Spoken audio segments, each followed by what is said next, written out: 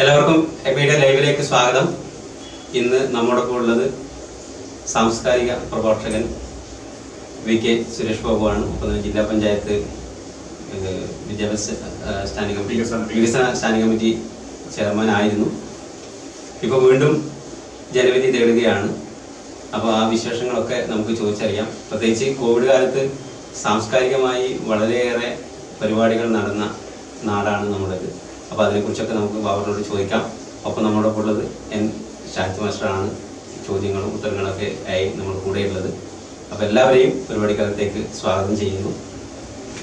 ബാബുവിന് സ്വാഗതം. ബാബുവിനെ കുറിച്ച് നേരത്തെ ബാബു പറഞ്ഞിട്ടുണ്ട്. നമ്മൾ ഈ പഴശ്ശി രാജാവിൻ്റെ പോരാട്ടങ്ങളെ കുറിച്ചെല്ലാം നമ്മൾ നേരത്തെ കേട്ടതാണ്.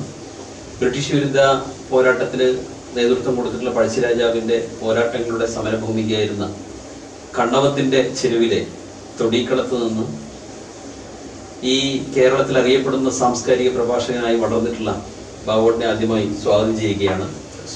നാളത്തെ ദിനത്തിൻ്റെ പ്രത്യേകത ശിശുദിനമാണെന്നാണ്. അപ്പോൾ കുട്ടികളോട് ബാബുവേട്ടൻ എന്താണ് പറയാനുള്ളത് ശിശുദിനത്തിൻ്റെ ഭാഗമായി എന്നുള്ളതാണ് നമുക്ക് ബാബുവേട്ടനോട് ആദ്യമായിട്ട് അഭ്യർത്ഥിക്കാനുള്ളത്. ബാബുവേട്ടൻ കുറച്ച് കാര്യങ്ങൾ ശിശുദിനത്തിൻ്റെ പ്രാധാന്യത്തെക്കുറിച്ച് കുട്ടികൾക്ക് നൽകാനുള്ള സന്ദേശം എന്താണെന്ന് പറയും. ശിശുദിനം ജവഹർലാൽ നെഹ്റുവിൻ്റെ ജന്മദിനമാണ്. കുട്ടികളെ ഏറെ ഇഷ്ടപ്പെടുകയും ചെയ്യുന്ന ഒരു പ്രധാനമന്ത്രിയായിരുന്നു ജവഹർലാൽ നെഹ്റു. ആ ശിശുദിനത്തിൽ കുട്ടികളോടുള്ള സൗഹൃദവും ശിശു ആഭിമുഖ്യമുള്ള ഒരു സമൂഹവും ഉണ്ടാക്കിയെടുക്കാൻ നമുക്ക് എല്ലാവർക്കും കഴിയേണ്ടതായിരുന്നു. അതിൽ എനിക്ക് വളരെ സംതൃപ്തിയോടുകൂടി പറയാൻ പറ്റും, കുട്ടികളോട് എങ്ങനെ പെരുമാറണം എന്നതിനെ കുറിച്ച് ഏറ്റവും കൂടുതൽ വേദികളിൽ, ഏറ്റവും കൂടുതൽ സോഷ്യൽ മീഡിയയിൽ സംവദിച്ച ഒരാളാണ് ഞാനിപ്പോൾ ജില്ലാ പഞ്ചായത്ത് സ്ഥാനാർത്ഥി എന്ന നിലയിൽ പലയിടങ്ങളിലും പോകുമ്പോൾ ആളുകൾ ഇങ്ങോട്ട് ആദ്യം പറയുന്നത് എന്റെ പ്രസംഗത്തിലെ ആദ്യത്തെ വാചകമാണ്. ലക്ഷക്കണക്കിന് ആളുകൾ ഷെയർ ചെയ്ത ഒരു വീഡിയോ ക്ലിപ്പിംഗ്, അതിലെ ആദ്യത്തെ വാചകം കുട്ടികളെല്ലാം ദൈവങ്ങളാണ് എന്ന്. സത്യത്തിൽ പുലരിയും പൂക്കളും കുഞ്ഞിന്റെ പുഞ്ചിരിയും ഭൂമിദേവിയുടെ ആഭരണങ്ങൾ എന്ന മനോഹരമായ ഒരു ഗാനമുണ്ട്, ചലച്ചിത്ര ഗാനം. പിഞ്ചു ഹൃദയം ദേവാലയം എന്നൊരു പാട്ട്. അതില് പറയുന്നതാണ് പുലരിയും പൂവും പൈതലിൻ ചിരിയും ഭൂമിദേവി തന്നാഭരണങ്ങൾ എന്ന്. അതില് ദേവാലയമാണ് കുട്ടികളുടെ ഹൃദയം. അവരുടെ എല്ലാ കുസൃതിയും പ്രകൃതിയുടെ കുസൃതിയാണ്. ആ കുട്ടികളോട് ആഭിമുഖ്യമുള്ള, കുട്ടികളെ കാളയെ തെളിക്കുന്നത് പോലെ നിയന്ത്രിച്ചിട്ട് അച്ചടക്കത്തിന്റെ ലോകത്തേക്ക് കൊണ്ടുവരാൻ അമിതാവേശം കാണിക്കുന്ന രക്ഷിതാക്കളും സമൂഹവുമാണ്, അധ്യാപകരുമാണ് നമ്മുടെ കുട്ടികളെ തൃപ്തികെട്ടവരാക്കുന്നത്. ആ കുട്ടികൾ മഴത്തുള്ളി പോലെ നിർമ്മലരാണ്. ആ മഴത്തുള്ളി ഈ ഭൂമിയിലേക്ക് വരുമ്പോൾ ഹെമിംഗ്വേയുടെ നോവലിൽ പറഞ്ഞിരിക്കുന്ന ഒരു പ്രയോഗം പോലെ എല്ലാ മഴത്തുള്ളിയും ഭൂമിയിലേക്ക് വരുമ്പോൾ ആ മഴത്തുള്ളിയുടെ ആവേശം ഈ ഭൂമിയും കടലും എല്ലാം എന്നെ പോലെ നിർമ്മലമാക്കണമെന്നായി. പക്ഷെ ആ മഴത്തുള്ളി പിന്നീട് ഉപ്പ് പുരണ്ട് പോകുന്നതിന് ഉത്തരവാദിത്വം അത് വീഴുന്ന കുന്നും അത് ഒഴുകിപ്പോയ താഴ്വരയുമാണ്. ഒരു മഴത്തുള്ളി ഏത് കടലിൽ ചെന്ന് ചേരണമെന്ന് തീരുമാനിക്കുന്നത് ആ മഴത്തുള്ളി വീണ കുന്നിന്റെ ചെരിവാണ്. ആ ചെരിവ് ഇപ്പോ ഉദാഹരണമായിട്ട് നമ്മുടെ വയനാടൻ കുന്നിന്റെ മുകളിൽ മുർദാവിൽ വീഴുന്ന ഒരു മഴത്തുള്ളി, 3 മഴത്തുള്ളികൾ ഒരുമിച്ച് കുന്നിന്റെ മൂന്നായത്തിൽ വീണാൽ ഇടതും വലതും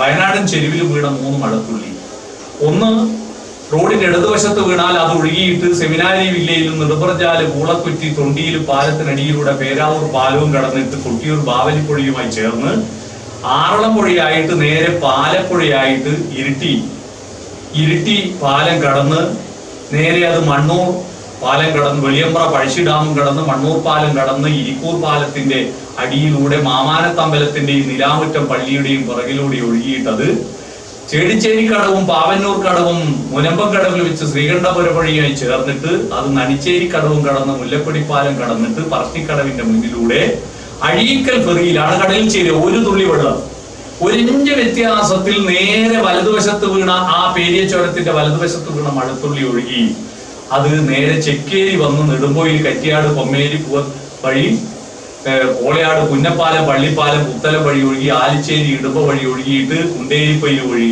ഒഴുകി അത് വട്ടോളി ഇരികടലിൽ വെച്ച് കണ്ണവം പുഴ ചേർന്നിട്ട് ആയിത്തരമമ്പറം പുഴയായി മുടപ്പത്തൂർ പുഴയായി ആയിത്തരമമ്പറം പുഴയായി നിർവേലി പാലം കടന്ന് മെരൂമ്പ പാലത്തിനടിയിലൂടെ നേരെ മണക്കായി വേളക്കുഴി വഴി ഒഴുകിയിട്ട് അത് നേരെ വേങ്ങാട് പുഴയായി അഞ്ചരക്കണ്ടി പുഴയായി മമ്പറം പുഴയായി പെരളശ്ശേരി കോട്ടം വഴി പാറപ്പുറം വഴിയായി മമ്മാക്കുന്ന പാലം കടന്ന് നേരെ മൊയ്തു പാലത്തിന്റെ അടിയിലൂടെ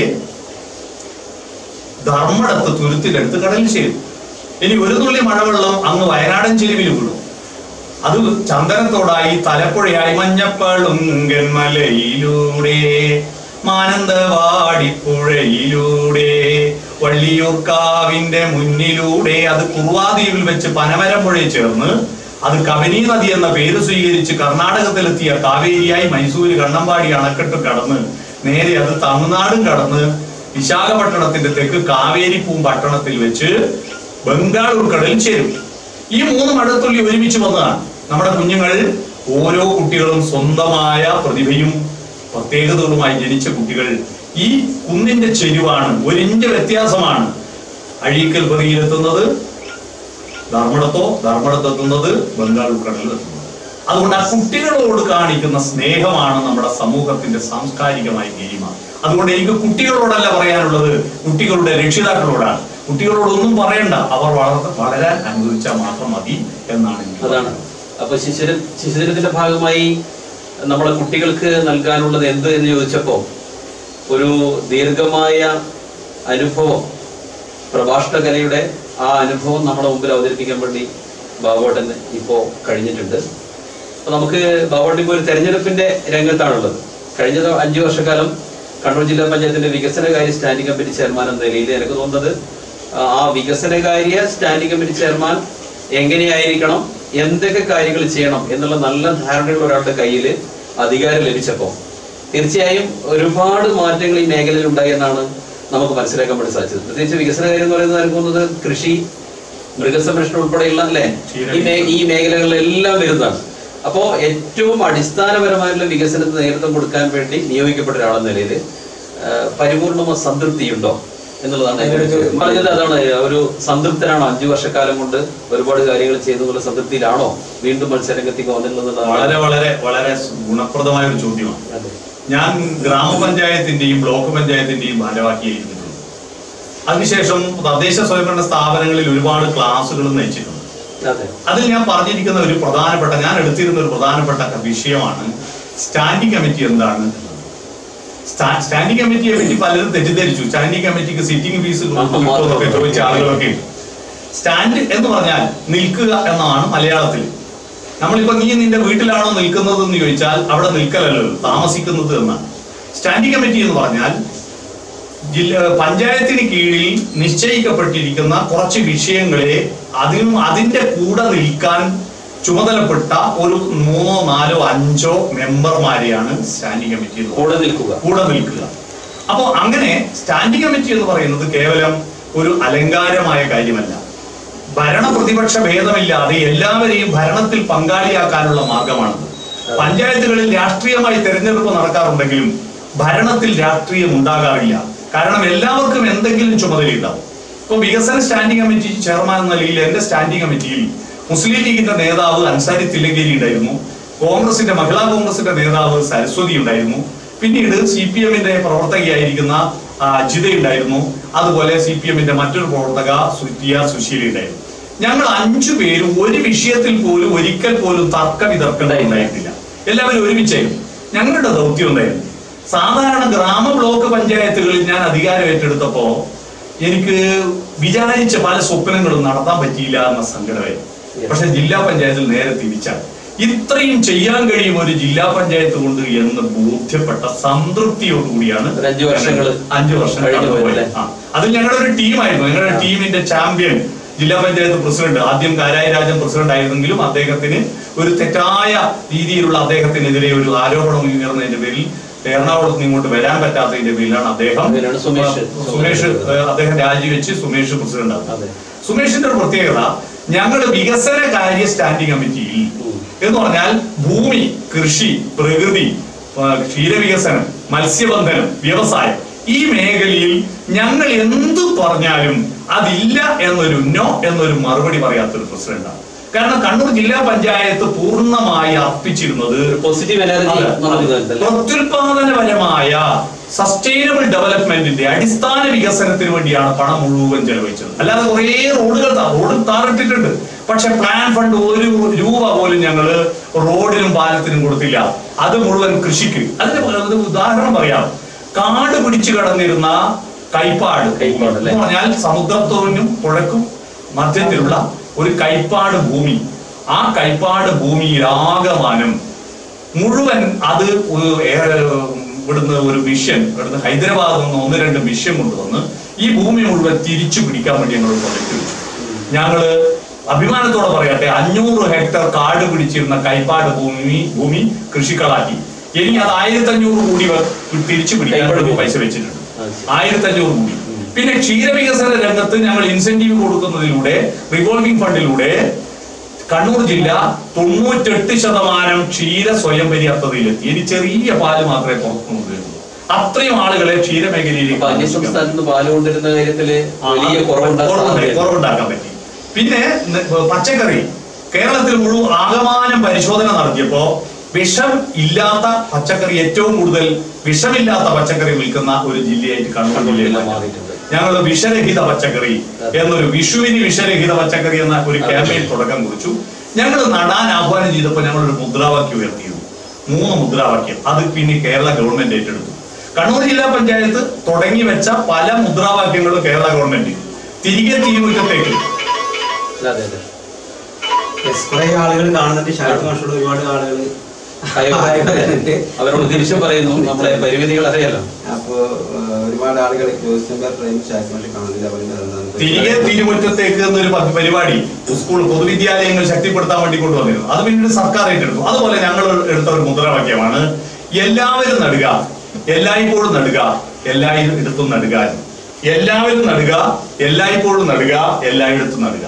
അതിന്റെ ഒരു പ്രസക്തി എന്ന് പറഞ്ഞാല് ഭക്ഷണം കഴിക്കുന്നവരെല്ലാം കൃഷി ചെയ്യുന്നു. കൃഷി ചെയ്യാൻ കുറച്ച് ആള് തിന്നാൻ വേറെ ആൾ, അങ്ങനെയല്ല. മനുഷ്യന്റെ ഒരു പ്രത്യേകത, ഉണ്ടാക്കി ഉണ്ണുന്നവനാ മനുഷ്യൻ.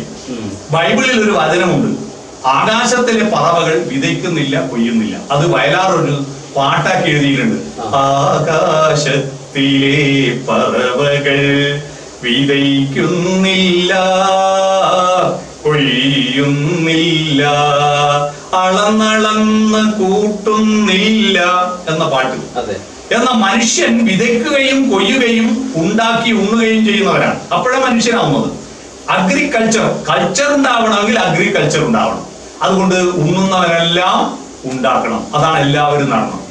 ഒരു സീസണിൽ മാത്രം നടാനുള്ളതല്ല. കാരണം ഒരു സീസണിൽ മാത്രമല്ലല്ലോ നമ്മൾ ഭക്ഷണം കഴിക്കുന്നത്. എപ്പോഴും ഭക്ഷണം കഴിക്കണമെങ്കിൽ എപ്പോഴും നട്ടുകൊണ്ടിരിക്കണം. പിന്നെ നടാനൊരു സ്ഥലം, പ്രത്യേകം വയലുകൾ മാത്രമല്ല, എവിടെയും നടാം. ഇപ്പൊ ഏത് ടെറസിലും കൃഷി ചെയ്യാമെന്ന് തെളിഞ്ഞു. ഈ മുദ്രാവാക്യം ഇപ്പൊ സർക്കാർ തന്നെ കൃഷി വകുപ്പ് ഏറ്റെടുത്തു. അപ്പൊ അത്തരത്തിൽ വ്യാപകമാക്കി പച്ചക്കറി കൃഷി. നെൽവയലുകളെല്ലാം ഈ വെറുതെ കവുങ്ങും തെങ്ങും വെച്ചിട്ട് കുറെ നെൽവയലുകൾ ഒരു കായ്ഫലമില്ലാതെ വെറുതെ നെൽകൃഷി നഷ്ടമാണെന്ന് പറയും. ഇത് തെങ്ങ് വെച്ചിട്ട് അത് ലാഭമാണോ? ഒന്നുമില്ല. അങ്ങനെ തരിശായിട്ട് ഇരിക്കുന്ന നെൽവയലുകളെ നമ്മൾ തിരിച്ചു പിടിക്കാൻ വേണ്ടി 1 ഹെക്ടർ നെൽവയൽ JCB ഉപയോഗിച്ച് തട്ടി നിരത്തി വീണ്ടും വയലാക്കാൻ 50,000 രൂപ ജില്ലാ പഞ്ചായത്ത് കൊടുക്കാൻ പറഞ്ഞു. അതിന് പലരും തയ്യാറായില്ല കേട്ടോ. അതിന്റെ കാരണം നെൽവയൽ വീണ്ടും നെൽവയലായാൽ ഇവർക്ക് പിന്നെ വിൽക്കാൻ പറ്റൂല എന്ന ഡാറ്റാ ബാങ്ക് പെട്ടുപോകും. ഡാറ്റാ ബാങ്ക് പെട്ട ഭൂമി പിന്നെ ഡാറ്റാ ബാങ്ക് തന്നെയാണ്. അപ്പൊ അതുപോലെ വീണ്ടും ഒരുപാട് നെൽകൃഷിക്ക് പ്രോത്സാഹനം. അങ്ങനെ ഒരുപാട്. ഇപ്പൊ തില്ലങ്കേരി പഞ്ചായത്തിലെ ഒരു ആനക്കുഴി വയൽ, ആ ആനക്കുഴി വയൽ 12 ഹെക്ടറാണ് ഈ പദ്ധതിപ്പെടുത്തി തിരിച്ചു പിടിച്ചു. അങ്ങനെ 100 കണക്കിന് ഹെക്ടർ വയലുകൾ വലിയ മാറ്റം ഉണ്ടാക്കാൻ പറ്റി. അങ്ങനെ കാർഷിക മേഖലയിൽ, മൃഗസംരക്ഷണ മേഖലയിൽ ഒരു വലിയ മാറ്റം ഉണ്ടായി. മറ്റൊന്ന്, നമ്മുടെ ഈ പേപ്പട്ടി ശല്യം നിയന്ത്രിക്കാനായിട്ട് ഞങ്ങൾ ജില്ലാ പഞ്ചായത്തിൽ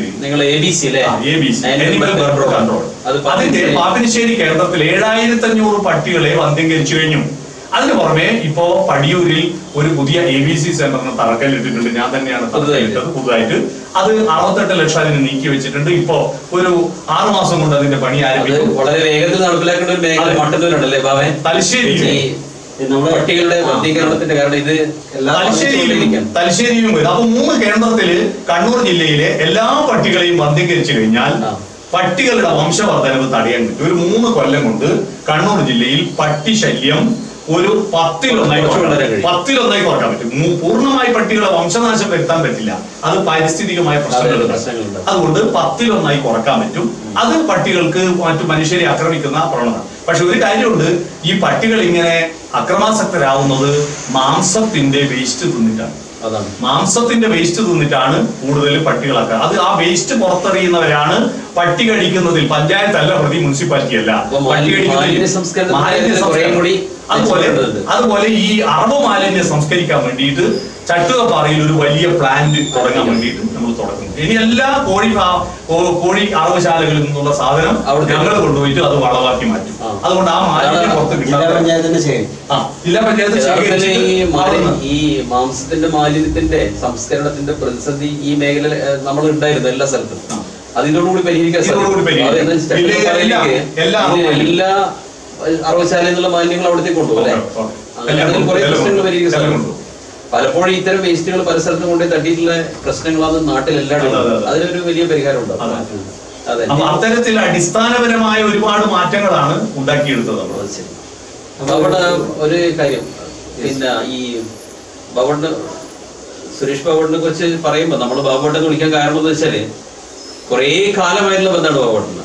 നമ്മൾ നാട്ടിൽ പ്രസംഗിക്കാൻ വേണ്ടി കൊണ്ടുപോയതിന് ശേഷമുള്ള ബന്ധം ഇങ്ങനെ തുടർന്നുകൊണ്ടത്. അതുകൊണ്ട് ആ ബാബുണ്ടെന്നുള്ള ഒരു അടുപ്പത്തിലുള്ള ബന്ധം. ഇത്രയും വലിയൊരു നേതാവിനെ വിളിക്കുമ്പോൾ മറ്റുള്ളവർക്ക് ഇതെന്താ ഇങ്ങനെ വിളിക്കുന്നുള്ളൂ. അപ്പൊ ബാബുവേട്ടന് കിലയിലെ ഫാക്കൽറ്റിയാണ്. നമ്മളെല്ലാവരും മനസ്സിലാക്കിയിട്ടുള്ളത് പോലെ പഞ്ചായത്തുകളിലെ മെമ്പർമാർക്ക് ഉദ്യോഗസ്ഥന്മാർക്ക് എല്ലാം ക്ലാസ് കൊടുത്തിട്ടുള്ള ഒരാളാണ്. അപ്പൊ ബാബുവേട്ടനോട് എനിക്ക് ചോദിക്കാനുള്ളത്, ആ ക്ലാസ് എല്ലാം കിട്ടിയതിന്റെ ഗുണം തദ്ദേശ സ്വയംഭരണ സ്ഥാപനങ്ങൾക്ക് ലഭിച്ചിട്ടുണ്ടോ എന്നുള്ളൊരു സംശയമുണ്ട് എനിക്ക്. പറയാൻ കാരണം വെച്ചാൽ ഈ ആസൂത്രണ പ്രക്രിയ ജനകീയാസൂത്രണം വളരെ വിശാലമായ അർത്ഥത്തിൽ ആരംഭിച്ചെങ്കിലും ഇപ്പോഴും ആ ജനകീയ തലത്തിലുള്ള ഒരു ആസൂത്രണ പ്രക്രിയയിൽ കുറവ് വന്നിട്ടുണ്ടോ? ഉദ്യോഗസ്ഥന്മാര് ഈ നിർവഹണത്തിന്റെ ഘട്ടത്തിൽ ജനങ്ങൾക്ക് പങ്കാളിത്തമില്ലാത്ത രീതിയിൽ നിർവഹണത്തിന്റെ മേഖലയിലേക്ക് പോയിട്ടുണ്ടോ എന്നുള്ളൊരു സംശയം ഉണ്ട്. ബാബുവിന്റെ അഭിപ്രായം? കറക്റ്റ്, നല്ലൊരു ചോദ്യമാണ്. ഈ കിലയില് ഞാനൊരു ഫാക്കൽറ്റിയായി മാറുന്നത്, ഞാൻ പഞ്ചായത്ത് ചിറ്റാരിപ്പുറം പഞ്ചായത്ത് വൈസ് പ്രസിഡന്റ് ആയിരുന്നപ്പോ കിലയിൽ ഒരു സർട്ടിഫിക്കറ്റ് കോഴ്സ് ഉണ്ട്. ആ സർട്ടിഫിക്കറ്റ് കോഴ്സിൽ ഇന്ത്യയിലെ 5 സംസ്ഥാനങ്ങളിലെ പഞ്ചായത്തുകളെ പറ്റി പോയി പഠിക്കാൻ അവിടെ പോയി 1 ആഴ്ച താമസിച്ചിട്ടാണ് പഠിച്ചത്. അതിലൊരു നല്ല പരീക്ഷ ഉണ്ടായിരുന്നു, അതിലൊരു പ്രൊജക്ട് വർക്ക് ഉണ്ടായിരുന്നു. അതിൽ എനിക്ക് 1ാം റാങ്കും സ്വർണ്ണ മെഡലും കിട്ടി. അങ്ങനെയാണ് അവിടെ ക്ലാസ് എടുക്കുന്ന ഒരു ഫാക്കൽറ്റിയായി മാറുന്നത്. അപ്പൊ എനിക്ക് പറയാനുള്ളത്, ജനകീയാസൂത്രണ പ്രസ്ഥാനം ആദ്യം ഒരു ക്യാമ്പയിനായിരുന്നു. നമ്മളെ സാക്ഷരതാ പ്രസ്ഥാനം പോലെ ഒരു വിപുലമായ ക്യാമ്പയിൻ, അധികാരം ജനങ്ങളിലേക്ക് എന്ന ഒരു ക്യാമ്പയിൻ. പിന്നീട് ആ ക്യാമ്പയിൻ വെറും ക്യാമ്പയിനായി ഒതുക്കാതെ അത് ഫയലിലൂടെ ഉത്തരവിലൂടെ അത് വ്യവസ്ഥാപിതമായി അത് നിയമമായി. ആ നിയമമായി മാറിക്കഴിഞ്ഞെങ്കിലും അന്നത്തെ ക്യാമ്പയിനിലും മറ്റും പങ്കെടുത്ത തദ്ദേശ സ്വയംഭരണ സ്ഥാപനത്തിലെ ഭരണാധികാരികൾ പിന്നീട് ചില ആളുകൾ, അപൂർവ ആളുകളല്ലാതെ മറ്റെല്ലാവരും പുറകോട്ട് പോയി. അത് ഭരണാധികാരത്തിൽ വരുന്നില്ല.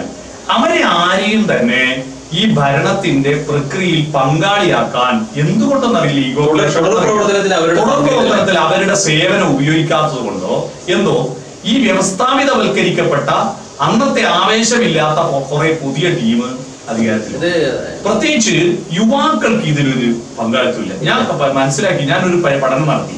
ഗ്രാമസഭകളിൽ പങ്കെടുക്കുന്ന അവരുടെ പ്രായം നോക്കി.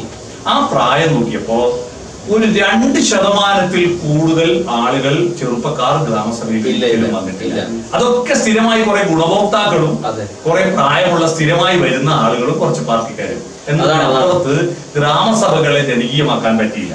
അതിനെ മറികടക്കാൻ ഞങ്ങളൊരു സൂത്രം ഉപയോഗിച്ചു. ജില്ലാ പഞ്ചായത്ത് ഗ്രാമസഭകൾക്ക് പകരം സോഷ്യൽ മീഡിയയിലൂടെ ചെറുപ്പക്കാരുടെ ആശയങ്ങൾ സ്വീകരിച്ചപ്പോൾ എത്രയാണ് അഭിപ്രായങ്ങൾ പറയുന്നത്, ഭയങ്കരമായിട്ട്. അപ്പൊ ആ സോഷ്യൽ മീഡിയ ഗ്രാമസഭ, ഇപ്പൊ ജില്ലാ പ്ലാനിംഗ് കമ്മിറ്റി അംഗമാണ് ഞാൻ.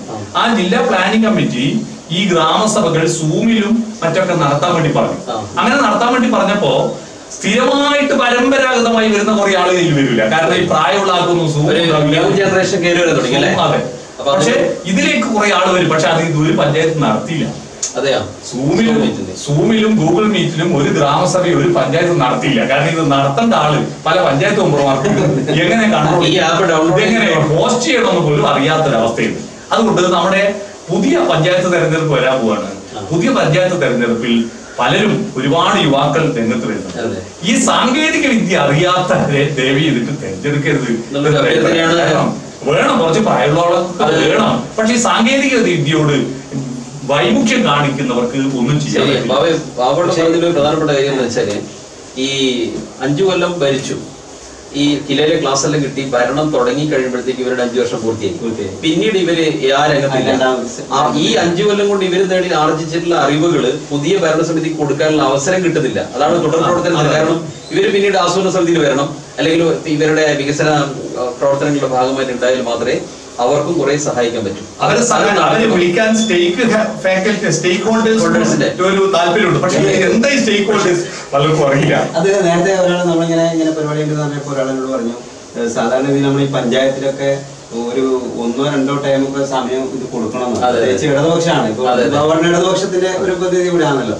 അപ്പൊ ഇടതുപക്ഷം സാധാരണ ഇതിൽ ഒരു ടൈമേ കൊടുക്കുന്നുള്ളൂ. 5 വർഷം കഴിയുമ്പോഴേക്ക് ഏകദേശം പഠിച്ചു വരുമ്പോഴേക്ക് പോകും.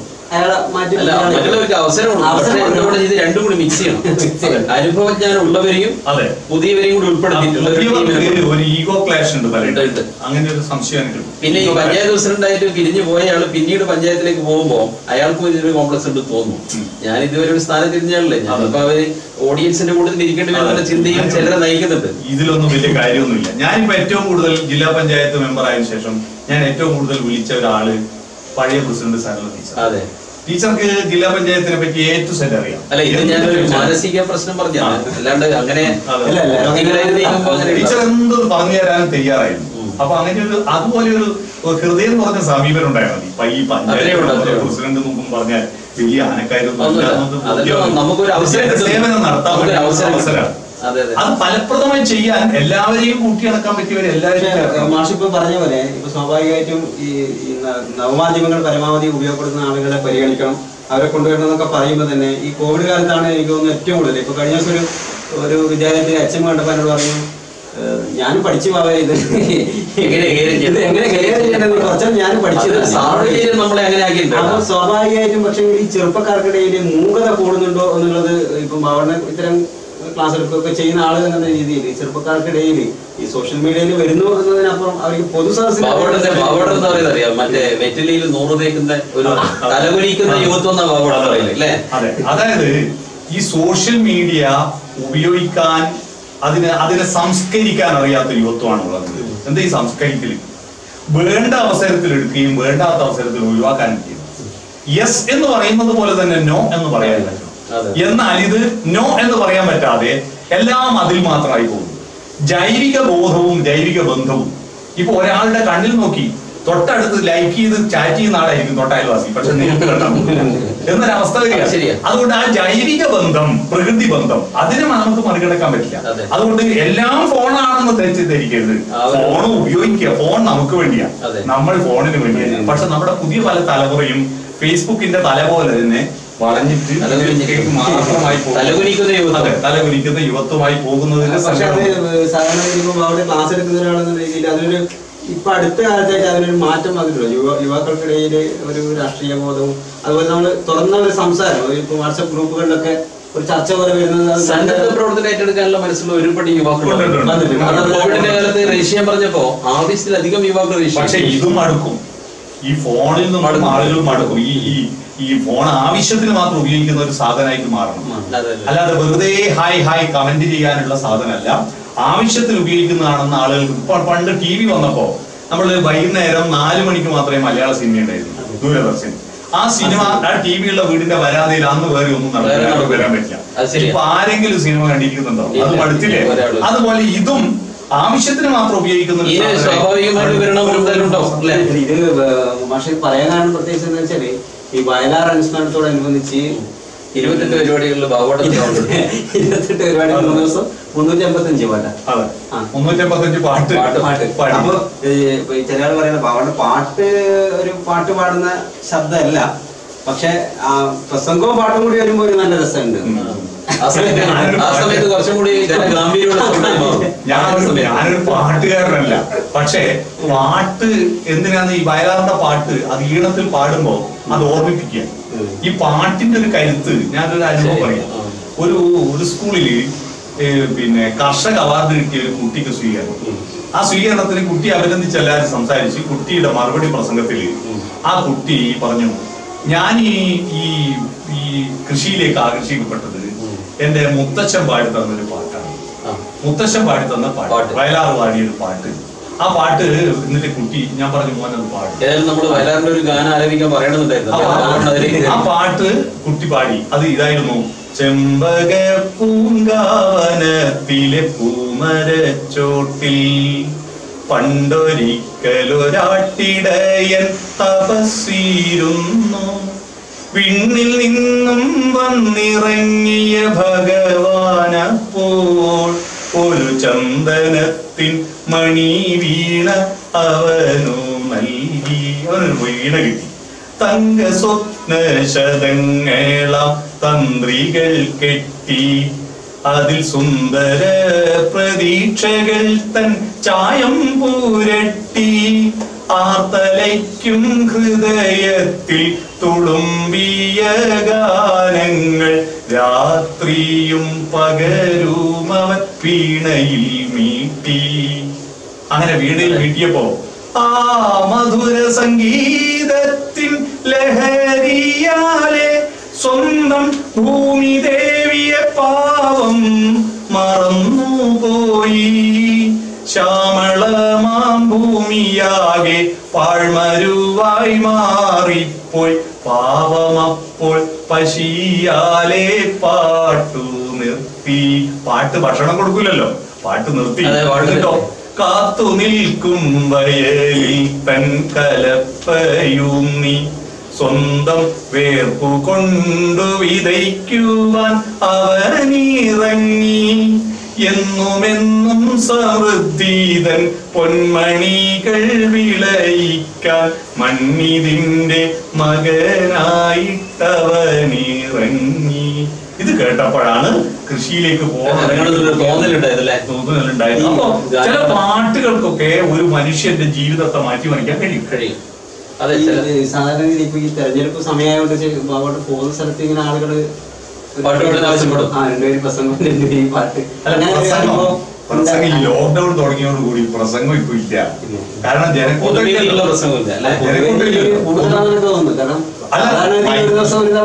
ഫോണിലൂടെയല്ലേ ഉള്ളൂ പ്രസംഗം. നേരിട്ട് മനുഷ്യരുടെ മൊബൈലിൽ പ്രസംഗിക്കുന്നതും മനുഷ്യരോട് 5 ആളോട് പ്രസംഗിക്കുന്നതും മൊബൈലിൽ 5000 ആളോട് പ്രസംഗിക്കുന്നതിലും 5 ആളോട് പ്രസംഗിക്കുന്നതാണ് നമുക്ക് സംതൃപ്തി. കാരണം മനുഷ്യരാണ്, അവര് കാണുക. അപ്പൊ ഈ ബാബുവേട്ടന്റെ പ്രസംഗത്തിൽ ഈ കുട്ടികളുടെ ജന്മസിദ്ധമായ ഗുണങ്ങളെ കുറിച്ചിട്ട് പറയുന്ന പ്രസംഗം കേട്ടില്ല? ബാബു കേട്ടില്ല? ആ പ്രസംഗത്തിൽ പലപ്പോഴും ഏതായാലും ആ കാര്യം ഒന്ന് വിശദീകരിക്കുന്നത് നല്ലതാണ്.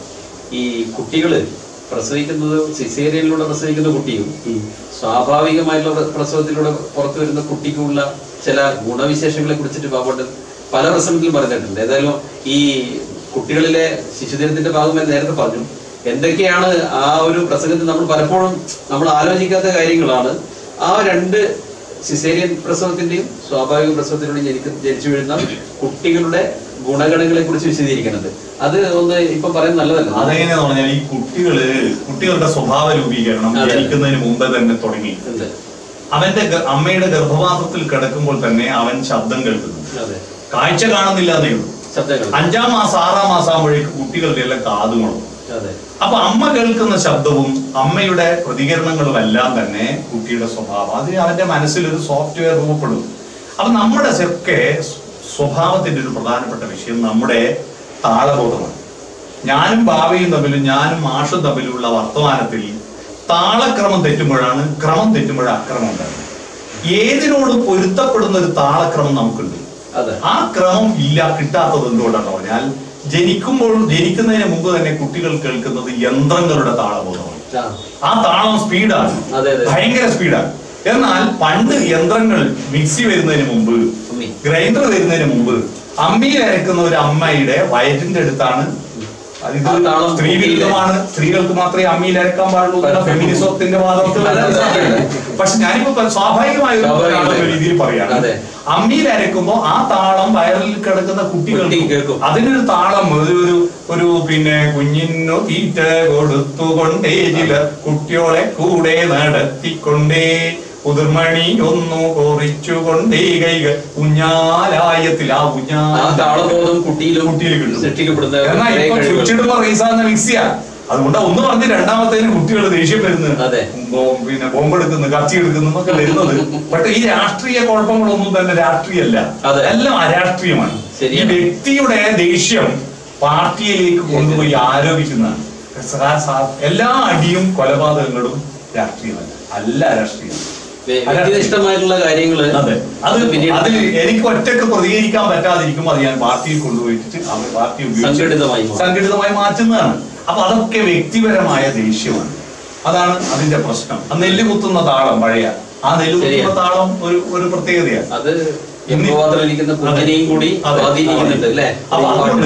അതുകൊണ്ട് നമ്മുടെ കുട്ടികളോട് പെരുമാറുന്ന അവരിൽ എന്താണോ നടിക്കുന്നത് അതാണ് അവരിൽ നിന്ന് പുറത്തേക്ക് ഉള്ളത്. അപ്പൊ അവര് നറിക്കുന്നതാണ് തെറ്റ്.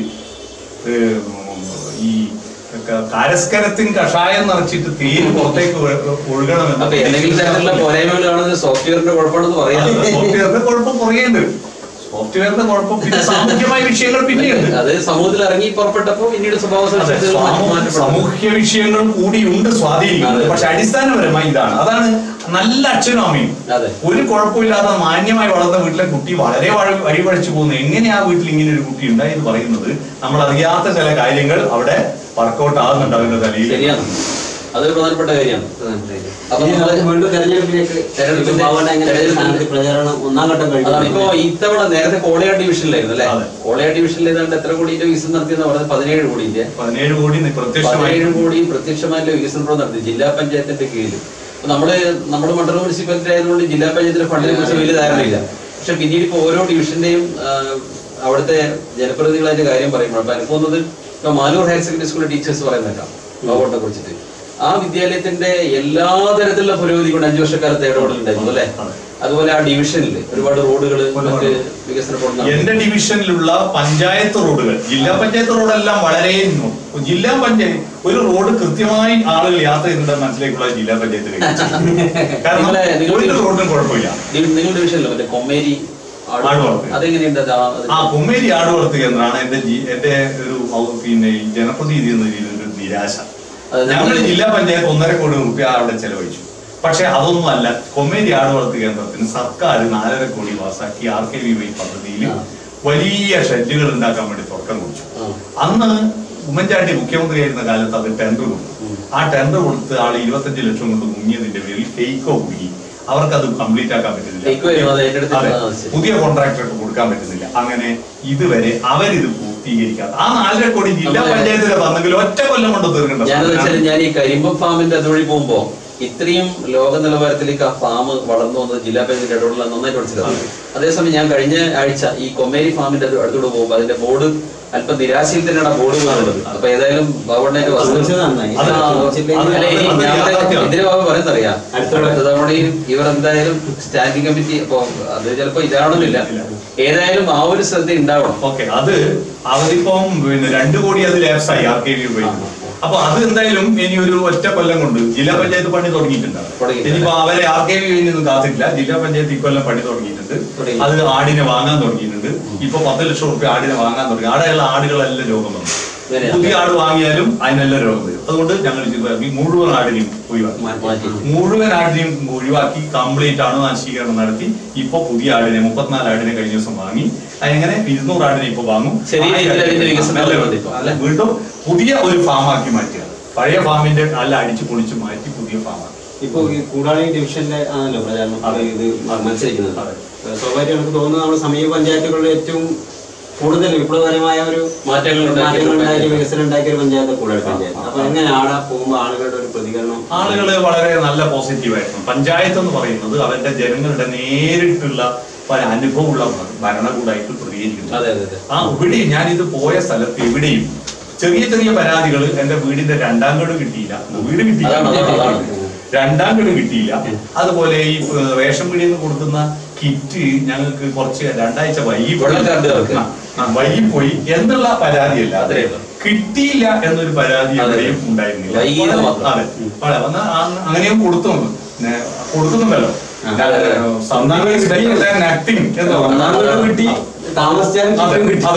എന്നുള്ള പ്രതീക്ഷയിലാണ്.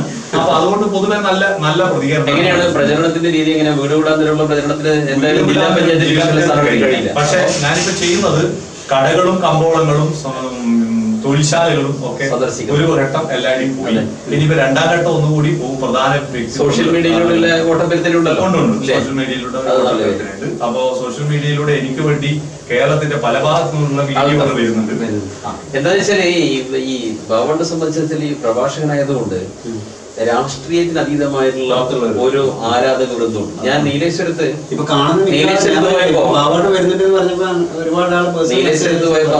പോയപ്പോ നീലേശ്വരത്തിലെ ആളുകള് അവിടെ ഒരു കളിയാട്ട മഹോത്സവത്തിൽ പ്രസംഗിക്കാൻ പോയതാ. അപ്പൊ ആ 1000കണക്കിന് ആളുകളുടെ മനസ്സിൽ ബാബുവേട്ടനെ കുറിച്ചുള്ള ഒരു പ്രത്യേക സ്ഥാനം കൊടുത്തിട്ടുണ്ട്. അപ്പൊ അവര് വിളിക്കുകയാണ്, നിങ്ങൾ സുരേഷ് ബാബു മത്സരിക്കുന്നുണ്ടല്ലേ എന്ന് വെച്ചാൽ എന്നെ വിളിച്ചു. ഞാൻ ഇവിടെ മത്സരിക്കുന്നുണ്ട്, എല്ലാ ആശംസകളും പറഞ്ഞിട്ട് പറയുന്നുണ്ട്. അപ്പൊ അത് എന്തായാലും അല്ല, അത് മാത്രല്ല ഇവര് ബാബുവിനെ സംബന്ധിച്ചിടത്തോളം ഇതിലെല്ലാം ഉണ്ടല്ലോ. രാമായണം അതാണ് ആ സമയത്ത് ഒരു ആവശ്യമുള്ള സാധനം. കമ്മ്യൂണിസ്റ്റുകാരൻ എങ്ങനെയാണ് രാമായണത്തിനെ കുറിച്ച് പറയാന്ന് പറഞ്ഞിട്ട് ചില ആളുകള് പക്ഷേ ഞാൻ ഒരു ഓപ്പറേഷൻ കഴിഞ്ഞ് 3-4 ദിവസം ആശുപത്രിയിലായി പോയത്. ആ 4 ദിവസം ഒഴിച്ച് ബാക്കി എല്ലാ ദിവസവും ഓപ്പറേഷൻ സമയത്തും ഈ മറ്റേ ഗ്ലൂക്കോസിന്റെ ട്യൂബിലുള്ള ഫോട്ടോ. അപ്പൊ ആ 28 ദിവസം രാമായണത്തെ കുറിച്ചുള്ള വേറിട്ട ചിന്തകൾ എല്ലാരും പറയുന്ന കാര്യം ഞാൻ പറയുന്നത്. അതിൽ നിന്ന് വേറിട്ട എന്ന് വെച്ചാൽ പരിസ്ഥിതി രാമായണം അതൊരു വിഷയമാണ്. പരിസ്ഥിതിയും രാമായണം, രാമായണത്തെ ഒരു പാരിസ്ഥിതിക വീക്ഷണം, ഇതുപോലുള്ള അത്രയും വിപുലമായിട്ടുള്ള വിഷയങ്ങൾ എടുക്കാൻ പറ്റുന്നതാണ് രാമായണം. പരിസ്ഥിതി രാമായണം ആ കാലഘട്ടത്തിലെ പരിസ്ഥിതി അത് ഇന്നത്തെ പരിസ്ഥിതിയെ താരതമ്യം ചെയ്യാനുള്ള അവസരമുണ്ട്. പരിസ്ഥിതി പക്ഷേ ഒരു പുസ്തകം വായിച്ചിട്ട് അതിന് വ്യത്യസ്തമായ രീതിയിൽ അത് പുസ്തകമാക്കി മാറ്റാൻ വേണ്ടിയിട്ട് പ്രിന്റ് ചെയ്യാൻ തയ്യാറായിട്ടുണ്ട്. ഞാൻ എഴുതിക്കൊണ്ടിരിക്കുന്നു. അവരെ പോലീസുകാരുടെ പുസ്തകം അവര് ഞാനിപ്പോ എഴുതിക്കൊണ്ടിരിക്കുകയാണ്. ആ പുസ്തകമാക്കി മാറ്റാൻ ഇതിനിപ്പം ഈ മാഷ് പറയുമ്പോൾ ഈ സോഷ്യൽ മീഡിയ നവമാധ്യമം എങ്ങനെയൊക്കെ ഗുണകരമായ സങ്കടം എന്താന്ന് പറഞ്ഞാല് ഞാനിപ്പോ പത്രവാർത്തയിലൂടെ നമ്മൾ അറിഞ്ഞത് വിജയ് പി നായരുടെ യൂട്യൂബ് ചാനൽ കണ്ടവർ 25 ലക്ഷം. 25 ലക്ഷം. പക്ഷെ സുഗതകുമാരിയുടെ കവിത യൂട്യൂബിലിട്ട വായിക്കുന്നത് 2000. അതാണ് കേരളത്തിന്റെ സാംസ്കാരിക താരത്തിന്റെ ഒരു വൈരുദ്ധ്യമാണ്. വൈരുദ്ധ്യമാണ്. 25 ലക്ഷം ആളുകൾ അശ്ലീലം പോസ്റ്റ് ചെയ്യുന്നത് കാണുമ്പോ കവിത പോസ്റ്റ് ചെയ്തത് 2500 പക്ഷെ അതിന്റെ ഒരു പ്രശ്നം എന്താ വെച്ചാൽ ഈ 25 ലക്ഷം എന്ന് പറയുന്നത് നമ്മള് ഒരു വ്യക്തിയാണ് കാണുന്നത്. ഞാൻ മനസ്സിലാക്കിയത് ഒരു വ്യക്തിയാണ് ആ യൂട്യൂബ് പോയി ഇത് കാണുന്നത്. പക്ഷെ നമ്മൾ ഈ പറഞ്ഞ 2500 തന്നെയായിരിക്കും പരിഗണന കൊടുക്കേണ്ടതാണ് തോന്നുന്നത്.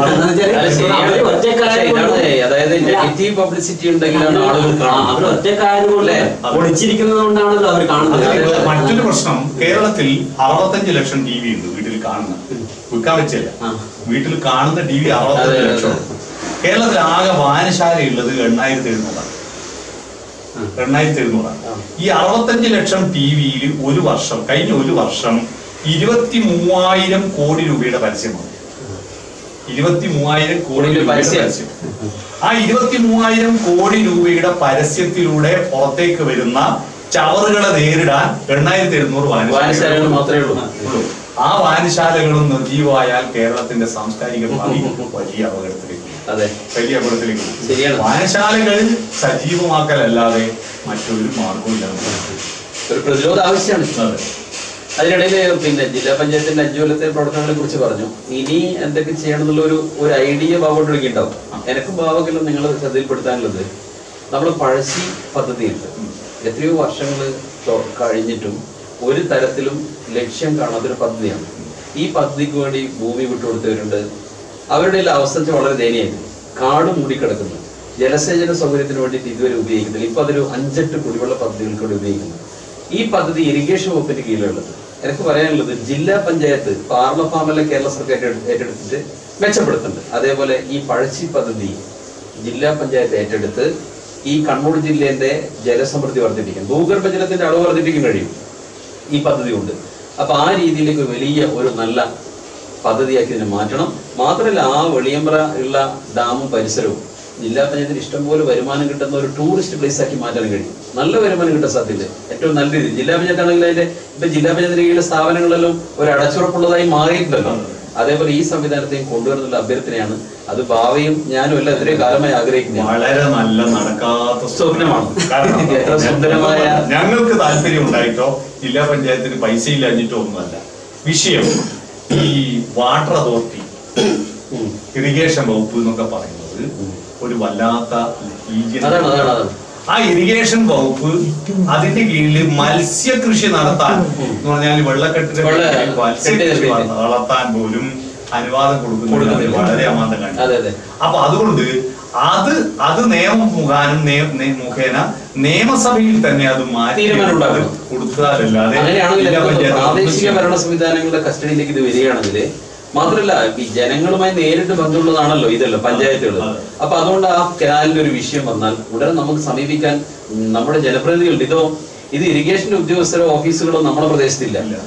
ഇവരാരാണെന്ന് പോലും ജനങ്ങൾക്ക് അറിയില്ല. എന്തെങ്കിലും ഒരു സംഭവം, ഇപ്പൊ ആ 50 കൊല്ലം ഉണ്ടാക്കിയ എല്ലാ പാലങ്ങളും തകർന്നു. ഈ കാരയിൽ കനാല് തകർന്നിട്ട് 2 വർഷക്കാലം ഞങ്ങൾ നാട്ടുകാരിങ്ങനെ ഓടുകയാണ്. അപ്പൊ ഇതെല്ലാം നമുക്ക് ആരെയും വേണം, നമുക്ക് ജില്ലാ പഞ്ചായത്ത് മെമ്പറെ കണ്ടാൽ മതിയല്ലോ. നാളെ പദ്ധതിയിൽ പൈസ വെക്കാൻ പറ്റും. അപ്പൊ അതുകൊണ്ട് അടുത്ത എനിക്ക് തോന്നുന്നു അതിപൂർണമായി ഇപ്പം കുടിവെള്ള പദ്ധതിയാക്കി മാറ്റിയ സ്ഥിതിക്ക് ഈ കനാലുകളെ തദ്ദേശ സ്വയംഭരണ സ്ഥാപനങ്ങൾക്ക് വിട്ടുകൊടുക്കാം. നിയമം കൊണ്ടുവരാൻ നമുക്കൊരു സമ്മർദ്ദം ചെലുത്താം.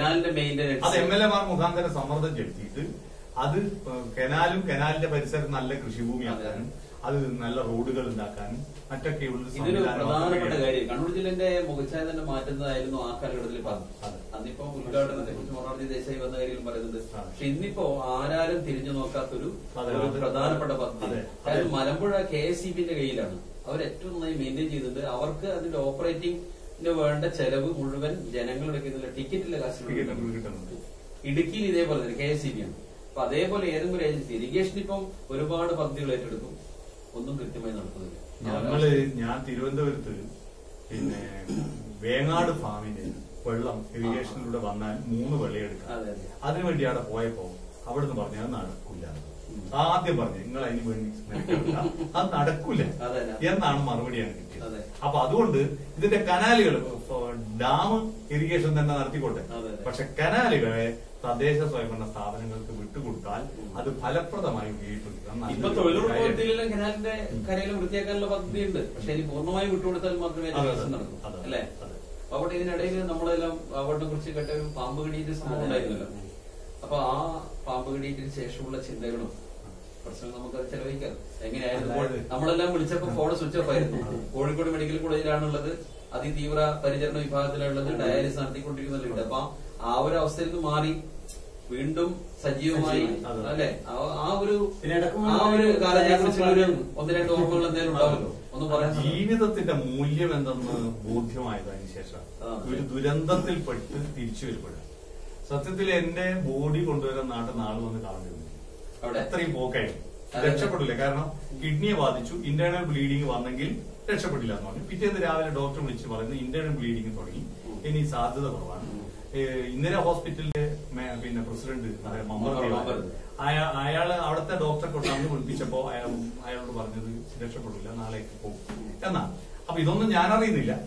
പക്ഷേ നമ്മുടെ ജില്ലാ പഞ്ചായത്ത് പ്രസിഡന്റ് സുമേഷ് ഇത് വിവരം അറിഞ്ഞപ്പോ അടിയന്തരമായി ശൈലജ ടീച്ചറെ വിളിച്ചു, പിന്നെ പന്ന്യൻ രവീന്ദ്രൻ മുഖ്യമന്ത്രി വിളിച്ചു. അപ്പൊ കോട്ടയത്തുള്ള ഡോക്ടറോടും പറഞ്ഞ് അവരും വീഡിയോ കോൺഫറൻസിലൂടെ സംസാരിച്ച് അവരുടെ ഊർജിത ശ്രമത്തിന്റെ ഫലമാണ് സത്യത്തിൽ ഞാൻ ഇരിക്കുന്നതിന് കാരണം. അപ്പോ അത്രമാത്രം അപകടമായ അവസ്ഥയിൽ എത്തിപ്പോയിരുന്നു. പക്ഷെ ഞാൻ പറഞ്ഞത് അതിനുശേഷം എനിക്ക് ഉണ്ടായൊരു 2 ഗുണങ്ങളുണ്ടായി. ഒന്ന്, ജീവിതത്തിന്റെ ഫിലോസഫി എന്തൊരു രസമാണ് ഈ ലോകം എന്ന് മനസ്സിലായി. ഈ ലോകം വളരെ നെഗറ്റീവായിട്ട് ഒരുപാട് അനുഭവങ്ങൾ ഉണ്ടായിട്ടുണ്ട്. പക്ഷെ ഈ ഒരു അനുഭവത്തിലൂടെ ഈ ലോകം എന്ത് പോസിറ്റീവാണ്, എത്ര നല്ല മനുഷ്യർ, എത്ര നല്ല ഡോക്ടർമാരാണ്. അതുകൊണ്ട് അതൊരു വലിയ കാര്യമാണ്. മറ്റൊന്ന്, വായിക്കണമെന്ന് വിചാരിച്ചിട്ട് സമയം കിട്ടാതിരുന്ന 34 പുസ്തകങ്ങൾ ആ ആശുപത്രി കിടക്കയിൽ നിന്ന് വായിക്കാൻ. മാതൃഭൂമിയുടെ സബ് എഡിറ്റർ ഡോക്ടർ മുരളീകൃഷ്ണൻ എല്ലാ ദിവസവും രാവിലെ ഡോക്ടറെ കയ്യിൽ, മുരളീകൃഷ്ണൻ ഒന്നും അങ്ങോട്ട് പ്രവേശനമില്ല, ഒരു പുസ്തകം കൊടുത്തേക്കും. ആ പുസ്തകം പിറ്റേന്ന് രാവിലേക്ക് ഞാൻ തീർത്തു കൊടുക്കും. കാരണം രാത്രി എനിക്ക് ഉറക്കുണ്ടായിരുന്നു. അപ്പൊ അത് ആ പുസ്തകത്തില് മാത്രം കേന്ദ്രീകരിക്കുമ്പോൾ മറ്റു ചിന്തകളൊന്നും ഒന്നുമില്ല. ഒരുപാട് ലോകത്തെക്കുറിച്ചോ സന്തോഷേച്ചിക്കാനത്തിന്റെ മുഴുവൻ കഥയും ഞാൻ വായിച്ചത്. ഒരു കഥ പോലും ബാക്കി. അപ്പൊ അതിന് അടുത്ത പ്രഭാഷണങ്ങളിൽ അതുണ്ടാവും. അങ്ങനെ ഒരുപാട് പുസ്തകങ്ങൾ എനിക്ക് അതില് പിന്നെ സ്വപ്നസാരസ്വത എന്ന് പറയുന്നൊരു പുസ്തകം എനിക്ക് എന്റെ വായനയിൽ ഏറ്റവും ശ്രദ്ധിക്കപ്പെട്ട ഒരു പുസ്തകമായിരുന്നു. എനിക്ക് കിട്ടാത്ത ഒരു പുസ്തകം ഡോക്ടർ ശിവപ്രസാദ് എനിക്ക് കൊണ്ടു തന്നാണ്. നല്ല ഒരു വല്ലാത്തൊരു അനുഭവമുള്ള ഒരു പുസ്തകമായിരുന്നു. അപ്പൊ പിന്നെ സി വി രാമപള്ളിയുടെ രാമരാജ ബൗദ്ധൂർ വീണ്ടും ഒരു തവണ വായിക്കാം. അല്ലല്ല, ഞാൻ ബ്രിണൻ കോളേജിൽ പഠിക്കുമ്പോൾ വായിച്ചിരുന്നു. അത് വീണ്ടും വായിച്ചപ്പോ അന്ന് വായിച്ചതിന്റെ ഒരു 10 ഇരട്ടി ആസ്വാദ്യം തോന്നി. അപ്പൊ അങ്ങനെ യഥാർത്ഥത്തിൽ ഞാനത് ഇപ്പൊ ആസ്വദിക്കുകയാണ്. ഒരു പാമ്പ് കടി എന്റെ ജീവിതത്തില്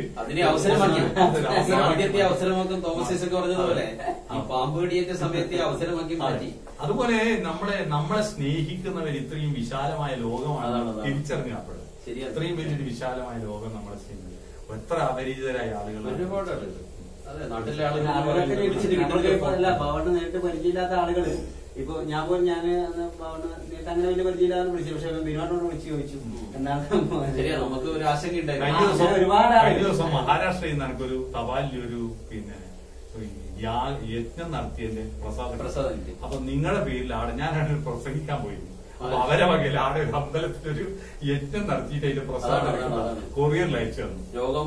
രോഗശാന്തിക്ക് വേണ്ടി അങ്ങനെ അയച്ചു തന്നു. ഞാനത് വിശ്വസിക്കുന്നില്ലെങ്കിലും അവരുടെ മനസ്സിൽ അവരുടെ വിശ്വാസം വേറെയാണ്. ഈ മനുഷ്യനൊന്നും സംഭവിക്കരുതെന്നുള്ളൊരു ചിന്തയാണ് അവരുടെ ഇവരോടുള്ള സ്നേഹമാണല്ലോ. അത് വലിയൊരു ജീവിതത്തിൽ ഒരു മറക്കാനാത്ത അനുഭവം തന്നെയാണ്. സ്വാഭാവികമായിട്ടും നമ്മൾ ഇത്ര സമയം സംസാരിച്ചപ്പോ കുറെ ആളുകൾക്ക് സംശയിക്കും. മാഷ് പറഞ്ഞു അടുത്ത ജില്ലാ പഞ്ചായത്തിലേക്ക് വന്നു കഴിഞ്ഞാൽ കാര്യങ്ങളൊക്കെ ചെയ്യണമെന്ന്. അപ്പൊ കാണുന്ന ആളുകൾ വിചാരിക്കും തെരഞ്ഞെടുപ്പിന് മുമ്പേ ഇത് ഇവർ തീരുമാനിച്ചു എന്നൊരു സംശയം സ്വാഭാവികമാണ്. പക്ഷെ ജയിച്ചു എന്നുള്ള രീതിയിലാണ് നമ്മളെ കൂടെയുള്ള ആളുകൾ ജയിക്കണമെന്നാണ് ഞങ്ങൾ ആഗ്രഹിക്കുക. അത് തന്നെയാണ് നമ്മൾ പങ്കുവെച്ചത്. ജയവും തോൽവിയും ഒക്കെ നിശ്ചയിക്കുന്നത് ജനങ്ങളാണ്. ജയിച്ചു അല്ല അങ്ങനെയല്ല, നിങ്ങൾ ആഗ്രഹം പറഞ്ഞു, പക്ഷെ നിങ്ങൾ വിലയിരുത്തും. മാത്രമല്ല അവരുടെ സംബന്ധിച്ച് കഴിഞ്ഞ 5 തവണ ഈ ജില്ലാ പഞ്ചായത്ത് മെമ്പർ ആയിരുന്നു. അതുകൊണ്ട് വിലയിരുത്താൻ അവർക്കും ഒരുപാട് കാര്യങ്ങളുണ്ട്. അവർ വിലയിരുത്തിയിട്ടും കൂടി വോട്ട് ചെയ്യട്ടെ. അതാണ്. മറ്റൊന്ന് എനിക്ക് ചോദിക്കാനുള്ളത്, ഈ കമ്മ്യൂണിസ്റ്റ് പാർട്ടിന്റെ പ്രവർത്തകനായിട്ട് വരുന്നതിനിടയാക്കിയുള്ള സാഹചര്യങ്ങൾ എന്തെല്ലാമായിരുന്നു നാട്ടിലെ ഈ തൊടിക്കളം മേഖലയിലെല്ലാം? ഞാൻ കമ്മ്യൂണിസ്റ്റ് പാർട്ടിയുടെ പ്രവർത്തകനായിട്ടല്ല തുടങ്ങിയത്, ഞാൻ RSSന്റെ പ്രവർത്തകനായിട്ടല്ല. അതൊരു പുതിയ അറിവാണ് എല്ലാവർക്കും. ഞാൻ കണ്ണവ UP സ്കൂൾ പഠിക്കുമ്പോ ഞാൻ ഈ പാട്ട് പാടുവന്നേ, കഥ പറയും. എന്റെ അച്ഛനും അച്ഛന്റെ അച്ഛനും നന്നായിട്ട് രാമായണവും മഹാഭാരതമെല്ലാം വായിച്ചിട്ട് കഥ പറഞ്ഞിരുന്നു. അപ്പൊ അതുകൊണ്ട് ഞാനും കഥ പറയും.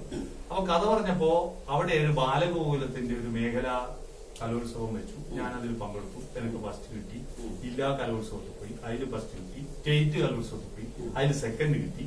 അപ്പൊ ഇവരെല്ലാം എന്നെ കൂട്ടിക്കൊണ്ടുപോയി ഇങ്ങനെ ഒരു മാൻ ഡൈ ഫോർ റിബൺ എന്നൊരു ചൊല്ലിട്ട് ഒരു കഴുത്ത് കിട്ടുന്ന ഒരു അംഗീകാരത്തിന്റെ റിബൺ വേണ്ടി. അപ്പൊ ഈ അംഗീകാരങ്ങൾ തന്നെ അവരുടെ അടുപ്പിച്ചു. അപ്പൊ എനിക്ക് അന്ന് വീട്ടിൽ വളരെ ദാരിദ്ര്യമായിരുന്നു. പശുവിനെ വെച്ചിട്ട് റബ്ബർ മുറിച്ചിട്ടൊക്കെയാണ് അച്ഛൻ ജീവിക്കുന്നത്. അപ്പൊ എനിക്ക് ബനിയനും കുപ്പായ ട്രൗസറും മാറ്റി. അന്ന് കാക്കി ട്രൗസർ എന്ന് പറഞ്ഞാൽ കീറാത്ത ട്രൗസർ, ഒരുപാട് കാലം ഉപയോഗിക്കാൻ പറ്റും. അപ്പൊ ഒരു വെള്ള കാക്കി ട്രൗസറും ഒരു കാക്കി ട്രൗസറും വെള്ള ബനിയനും മാറ്റി. അപ്പൊ അതൊക്കെ എനിക്ക് ഭയങ്കര സന്തോഷമായി. അപ്പൊ എനിക്ക് ഭയങ്കര ഭക്തിയായിരുന്നു. അപ്പൊ ഞാൻ നല്ല ഭജന പാടും. ഞാൻ സ്വാമിമാരുടെ ഭജനക്കലം അങ്ങനെ ഇവരെന്നെ കൂട്ടിക്കൊണ്ടുപോയി. അത് RSS ശാഖയാണെന്നൊന്നും എനിക്കറിയില്ല. അങ്ങനെ ഞാൻ RSS ശാഖയിൽ പോയി ഇടത്ത് വലത്ത് കവാത്തൊക്കെ വെച്ച് ഇങ്ങനെ നിൽക്കുമ്പോ ബാബുവേട്ടൻ എന്ന് പറഞ്ഞ ഒരാളാണ് എന്നെ കൂട്ടിക്കൊണ്ടുപോയി. അങ്ങനെ ഈ വിവരം എങ്ങനെയോ എന്റെ അച്ഛന്റെ സുഹൃത്തും കൊട്ടിയൂർ കർഷക സമരത്തിന്റെ നേതാവും സേലം ജയിലിൽ വെടിവെപ്പിൽ അടിയിൽപ്പെട്ടു പോയിട്ട് മരിച്ചു പോകാതെ രക്ഷപ്പെട്ട ഒരാളായ കൃഷ്ണമാരാറാണ്. അയാൾ എന്റെ വീട്ടിൽ എപ്പോഴും വരും. അയാൾക്ക് ആൺകുട്ടികൾ ഇല്ലാത്തതുകൊണ്ട് എന്റെ വീട്ടിൽ എല്ലാവരും ആൺകുട്ടികളായതുകൊണ്ട് എന്നോട് ഭയങ്കര ഇഷ്ടമാണ്, ഞങ്ങളോടല്ല. അപ്പൊ എന്നോട് പറഞ്ഞു എനിക്ക് പഴശ്ശി ഡാം കാണണോ. ഞാൻ പറഞ്ഞു കാണുന്ന ഞാൻ പോയി നാളെ രാവിലെ പറഞ്ഞു. ഞാൻ രാവിലെ കൃഷ്ണമാരാറുടെ കൂടെ പോയി അപ്പൊ അച്ഛൻ വിട്ടു, കൃഷ്ണമാരാറിലേക്ക് പഴശ്ശി ഡാമിൽ പോയി എല്ലാം കാണിച്ചതിന് ശേഷം ഒരു ഹാളിൽ ഒരു മീറ്റിംഗ് നടക്കുന്നു. നീ ഇവിടെ ഞാൻ വരാൻ പറഞ്ഞു. മാരാറ് പോയി. മാരാറ് പോയി പിന്നെ മാരാറ് കണ്ടില്ല. അവിടെ AISFന്റെ ജില്ലാ സമ്മേളനം അവിടെ കൊണ്ടേയിരുത്തി 2 ദിവസം അവിടെ കൂടി. ക്യാമ്പില് ജില്ലാ ക്യാമ്പ് 2 ദിവസം അവിടെ അപ്പൊ അവിടെ കൂടി അവിടെ നിന്നുള്ള ചർച്ചയും സൗഹൃദവും വാക്കുകളെല്ലാം കേട്ടപ്പോ എന്തോ രസം തോന്നി. അങ്ങനെ അവരെ കോളേജ് സ്കൂളിൽ നിർമ്മലഗിരി കോളേജിൽ എന്നോട് യൂണിറ്റ് ഉണ്ടാക്കാൻ പറഞ്ഞു. യൂണിറ്റ് ഉണ്ടാക്കി വന്നപ്പോഴാണ് ഇപ്പോ ഈ സ്വകാര്യ പോളിടെക്നിക് സമരം. അപ്പൊ അന്ന് സമരസമിതി ഉണ്ടാക്കിയപ്പോ സമരസമിതിയുടെ കൺവീനർ നമ്മുടെ സുധീഷ് കൊല ചെയ്യപ്പെട്ട ചെയർമാൻ ഞങ്ങള് സമരം ചെയ്ത് പ്രകടനമായിട്ട് കൂത്തുപറമ്പ് ടൗണിലേക്ക് ജാതിയായി പോയി റോഡ് തടയിൽ സമരം നടക്കുമ്പോ ലാത്തിച്ചാർജ് നടന്നു. ഭയങ്കര അടി, പൊതിരെ തല്ലി കിട്ടിയത്. ഞാൻ പോലീസ് ജീപ്പ് കയറിയിരുന്നു. അന്നേരം അടികൾ കൊള്ളു നിർത്തി. അപ്പൊ എന്നെ പിടിച്ച് പിന്നെ സെൻട്രൽ ജയിലിലേക്ക്. അന്ന് PJ രാജൻ, M സുരേന്ദ്രൻ, ഇവരുടെ ഹരീന്ദ്രൻ മാഷ് ഇവരെല്ലാം ഒരുമിച്ചായിരുന്നു. ഞങ്ങളെല്ലാം ഒരുമിച്ച് കണ്ണൂർ സെൻട്രൽ ജയിലിൽ 15 ദിവസം കിടന്നു. ആ സംഭവമാണ് എന്റെ ശരിക്കും ഒരു പച്ച ഒരു കമ്മ്യൂണിസ്റ്റുകാരനാക്കിയത് ആളാണ്. അതെ, കൃഷ്ണമാരാർക്കാണ് അതിലൊരു പ്രധാനപ്പെട്ട. പിന്നീട് കൃഷ്ണമാരാർ തന്നൊരു പുസ്തകമുണ്ട്, എദിലിയൻ വോയിനിച്ച് എന്ന ഇറ്റാലിയൻ നോവലിസ്റ്റിന്റെ ഗാഡ് ഫ്ലൈ. അത് ഗോവിന്ദപിള്ള മലയാളത്തിലേക്ക് തർജ്ജമ ചെയ്തു. കാട്ടുകടന്ന്. ഈ കാട്ടുകടന്നിലെ റിവാറസ് എന്ന കഥാപാത്രം, ഈ കഥാപാത്രത്തിന്റെ വീര്യമാണ് ഒരു വിപ്ലവകാരി ഒരു കമ്മ്യൂണിസ്റ്റ് ആവുന്നത് അതെ പ്രധാനപ്പെട്ട. അതെ, പിന്നീട് ഞാൻ വലുതായി ബെന്നി ബൽറാം ഞങ്ങളുടെ നാട്ടിലായിരുന്നെങ്കിലും ബാലറാമിന്റെ സ്വാധീനമൊക്കെ ഞങ്ങൾ വലുതായി രാഷ്ട്രീയ പ്രവർത്തനം സജീവമായപ്പോഴാണ് അദ്ദേഹം ഞങ്ങളുടെ കമ്മ്യൂണിസ്റ്റ് ദർശനത്തിന് ഒരു പക്വത കൈവരിക്കുന്നതിൽ ബാലറാമിന്റെ ക്ലാസ്സുകൾ. കാരണം ഈ ഭാരതീയ ഇതിഹാസ പുരാണാദികളിലെ യഥാർത്ഥത്തിലുള്ള മൂല്യങ്ങൾ അതിനെ വ്യഭിചരിച്ചുകൊണ്ട് അതിനെ വൃത്തികേടാക്കിയതെല്ലാം പറഞ്ഞു തരുന്നത് ബാലറാമിന്റെ ക്ലാസ്സുകളിലൂടെയാണ്. ഇപ്പൊ ശൃംഗാരം എന്ന് പറയുന്ന രസമുണ്ടല്ലോ, അതിന് 16,000 ഭാവം ഉണ്ട് എന്ന് എനിക്ക് പറഞ്ഞു തരുന്നത് ഒരു ബ്രണ്ണകോളയിലെ മലയാളം മാഷല്ല, ഹിന്ദി ബാലറാമാണ്. ശൃംഗാര രസത്തിന് 16,000 ഭാവവും പിന്നെ 8 ബാക്കി രസങ്ങളും. അങ്ങനെ 16,008 രസങ്ങളുടെ മാസ്റ്റർ ഡിഗ്രി എടുത്തായതുകൊണ്ടാണ് ശ്രീകൃഷ്ണൻ 16,008 സ്ത്രീകളുടെ ഭർത്താവെന്ന് പറയുന്നത് എന്നത് പറഞ്ഞു തന്നത് ബാലറാമാണ്. അതെന്നെ വല്ലാതെ ആകർഷിച്ചു. അതുകൊണ്ട് ഞാൻ ആ കമ്മ്യൂണിസ്റ്റ് ആയിരിക്കുമ്പോഴും ഭാരതീയ ഇതിഹാസ പുരാണാദികളിലെ ആഴത്തിലുള്ള പഠനവും അതിലെ മൂല്യങ്ങൾ എടുത്തിട്ട് ഞാൻ അവതരിപ്പിച്ചിട്ടുണ്ട്. ഞാനിപ്പോ കഴിഞ്ഞ ദിവസം യുക്തിവാദി സംഘത്തിന്റെ ഒരു സംസ്ഥാന പരിപാടിയിൽ ഞാൻ ചെയ്ത പ്രഭാഷണത്തിന്റെ വിഷയം പ്രതിമാ രാഷ്ട്രീയവും പിന്നെ ആസ്തിക വ്യഭിചാരവും. പ്രതിമാ രാഷ്ട്രീയവും ആസ്തിക വ്യഭിചാരം എന്ന് പറഞ്ഞാൽ യഥാർത്ഥത്തിൽ ഇന്ത്യൻ രാഷ്ട്രീയം രാമരാഷ്ട്രീയമല്ല, രാമരാജ്യത്തിന്റെ രാഷ്ട്രീയമേ അല്ല, കേവലം ഒറ്റ പ്രതിമയെ കേന്ദ്രീകരിച്ചുള്ള രാഷ്ട്രീയം. രാമനുമായിട്ട് ഒരു ബന്ധമില്ല. അതാരും പറയാത്ത വിഷയം. യഥാർത്ഥത്തിൽ ഭക്തജനങ്ങൾ തെറ്റിദ്ധരിക്കപ്പെട്ടു. രാമരാജ്യവും ഈ BJP പറയുന്ന രാഷ്ട്രീയവും തമ്മിൽ ഒരു ബന്ധമില്ല. അവര് പ്രതിമാം അപ്രബോധീനാം എന്നാ പറയുന്നത്.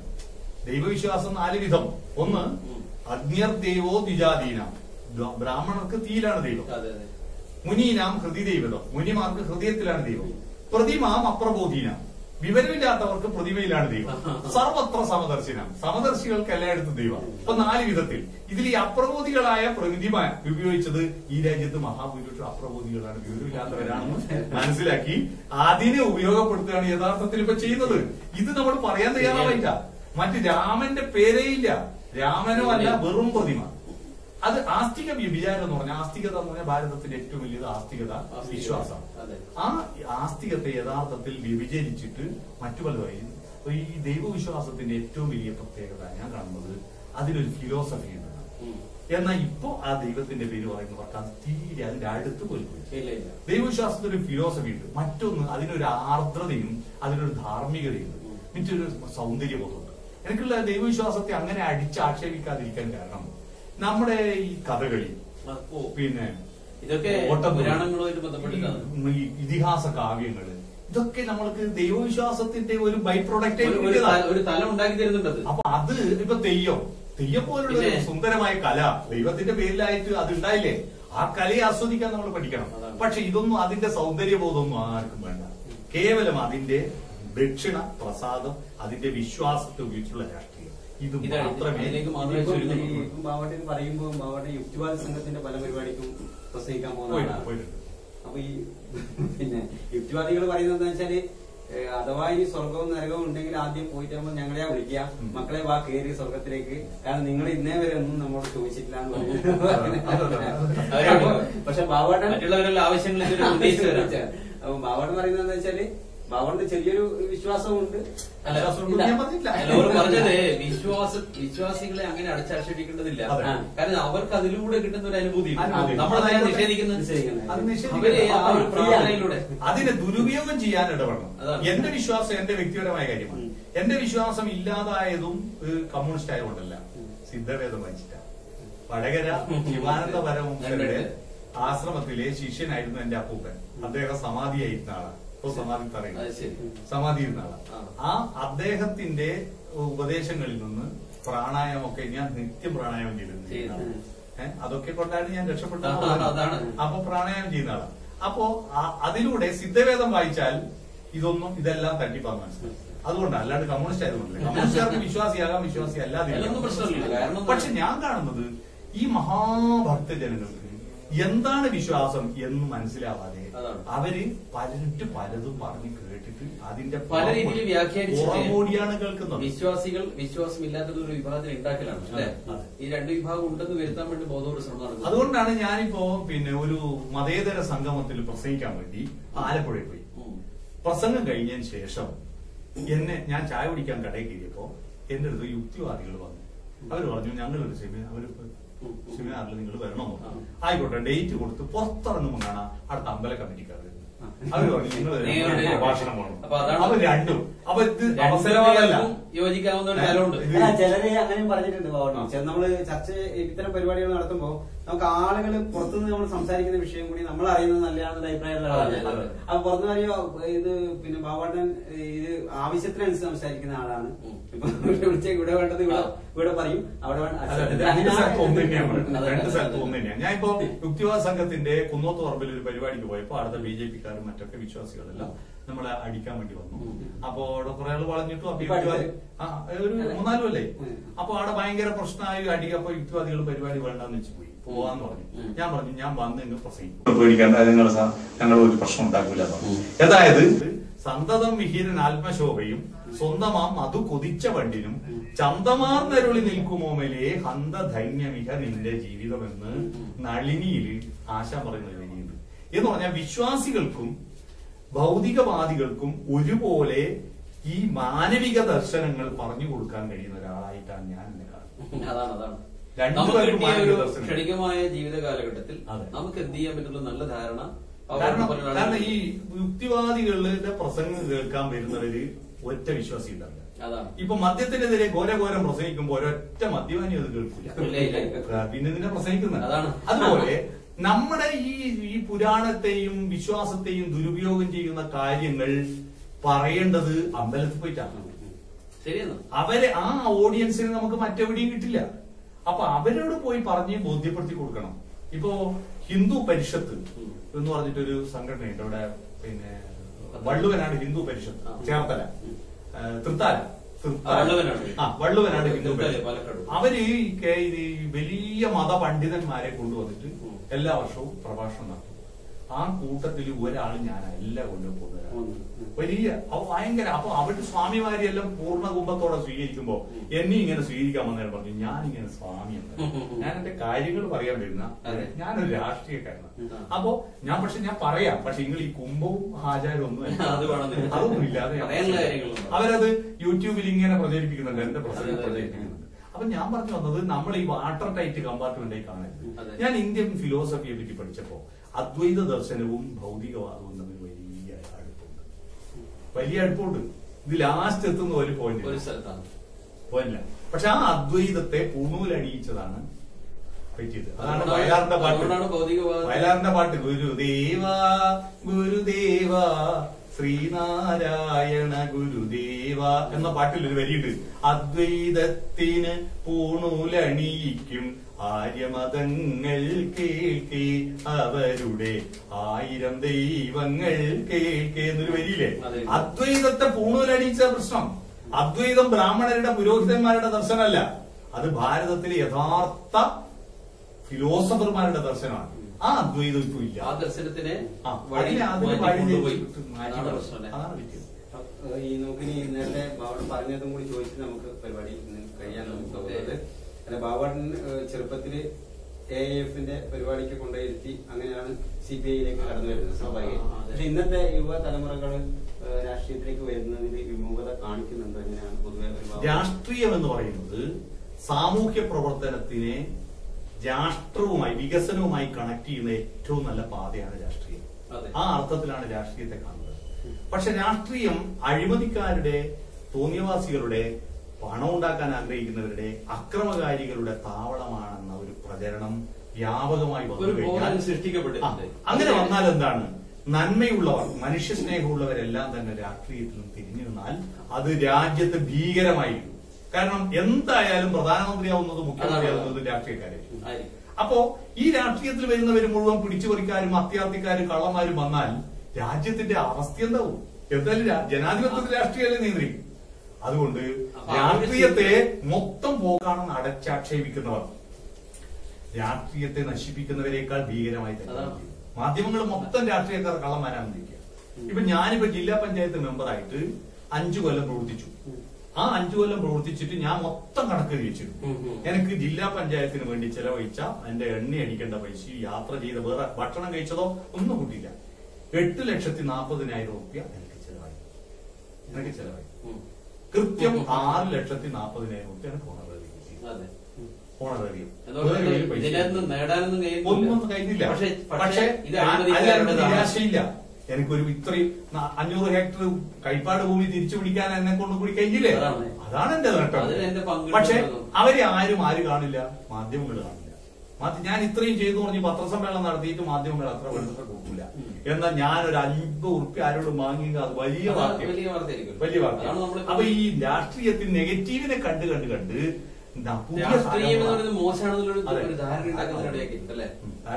ഈ അരാഷ്ട്രീയവൽക്കരണം നമ്മുടെ സമൂഹത്തിന് അപകടം, വലിയ അപകടം. രാഷ്ട്രീയത്തിൽ ഫിലോസഫർമാരും മനുഷ്യസ്നേഹികളും കലാകാരന്മാരും നന്മയുള്ളവരും ബുദ്ധിജീവികളും ഒക്കെ കടന്നു വരണം. അപ്പൊ നമുക്കിത് വൈൻഡപ്പ് ചെയ്യുന്നതിന് മുമ്പില് അടുത്ത തവണ എന്തായാലും ജില്ലാ പഞ്ചായത്ത് അംഗമാവും. ആ സമയത്ത് ചെയ്യാൻ ഉദ്ദേശിക്കുന്ന ഏതെങ്കിലും പ്രത്യേക കാര്യങ്ങളെ കുറിച്ച് എന്തെങ്കിലും പറയാനുണ്ടോ ജനങ്ങളോട്? നമ്മളിപ്പോ തുടങ്ങി വെച്ച പദ്ധതികൾ പൂർത്തീകരിക്കുക എന്ന് പറഞ്ഞാൽ ഈ കൃഷിഭൂമി പൂർണ്ണമായി പച്ചക്കറിയുടെ കാര്യത്തിൽ കണ്ണൂർ സ്വയം പര്യാപ്തത. പക്ഷെ ഞാൻ ഇപ്പൊ ടാർഗറ്റ് ചെയ്യുന്നത് നമ്മുടെ കണ്ണൂർ ജില്ലയിലെ മലനടക്കുകളിൽ താമസിക്കുന്ന ഒരുപാട് ആദിവാസികൾ, അവർക്ക് വേണ്ടിയിട്ട് ആയിരക്കണക്കിന് കോടി രൂപയുടെ പ്രൊജക്ടുകൾ വന്നിട്ടും അവരുടെ അവസ്ഥ ചങ്കരം തീർന്നൊക്കെ അവരുടെ അവസ്ഥ മാറിയിട്ടില്ല. ഞാൻ ഉദ്ദേശിക്കുന്നത് അവർക്ക് എന്താണ് വേണ്ടത് എന്ന് പറഞ്ഞുകൊണ്ട് അവരെ ഒന്ന് മാറ്റിയെടുക്കുക. മറ്റൊന്ന് നമ്മുടെ പുഴകളെ നവീകരിക്കാൻ വേണ്ടി ഞാനൊരു വലിയ പ്രൊജക്ട് ചെയ്തിട്ടുണ്ട്. അഞ്ചരക്കണ്ടി പുഴയെ പരിഷത്തിന്റെ സഹായത്തോടുകൂടി 1000 വളണ്ടിയർമാർ ഡിജിറ്റൽ സർവേ നടത്തി. ആ ആപ്പ് ഡൗൺലോഡ് ചെയ്താൽ ഓരോ പോയിന്റിൽ അവിടുത്തെ പുഴക്ക് എന്താണ് പ്രശ്നം, കരയിടിച്ചിലാണോ, അവിടുത്തെ ജൈവവൈദ്യങ്ങളെല്ലാം കൃത്യമായി കിട്ടും.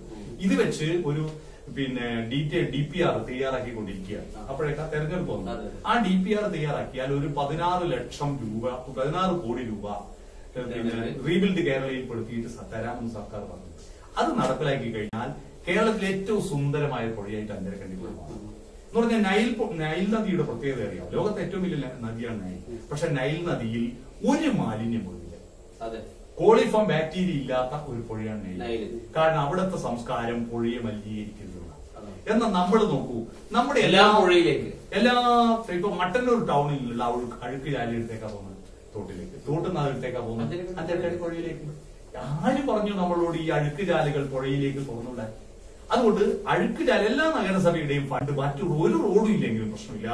ഈ ദ്രവമാലിന്യത്തെ സംസ്കരിച്ചിട്ട് ആ വെള്ളത്തെ ഉപയോഗപ്പെടുത്താൻ പറ്റുന്ന ഒരു വലിയ പ്രൊജക്ട് വെക്കേണ്ടി വരും. അതാണ് പ്രധാനപ്പെട്ട ലക്ഷ്യം. ഇപ്പൊ ഞങ്ങൾ അഞ്ചരക്കണ്ടി പുഴയെ അടുത്ത കൊല്ലം വളർത്തണം പുഴയെടുത്ത് പുഴകൾ സുന്ദരമായി ഒഴുകുക. ഞാൻ കഴിഞ്ഞതിന്റെ മുമ്പിലത്തെ ഞാൻ പഞ്ചായത്തിൽ മത്സരിക്കാത്ത കാലത്ത് തെരഞ്ഞെടുക്കപ്പെട്ട കണ്ണൂർ ജില്ലയിലെ എല്ലാ പഞ്ചായത്ത് പ്രസിഡന്റുമാർക്കും ഞാനൊരു മെസ്സേജ് അയച്ചിരുന്നു.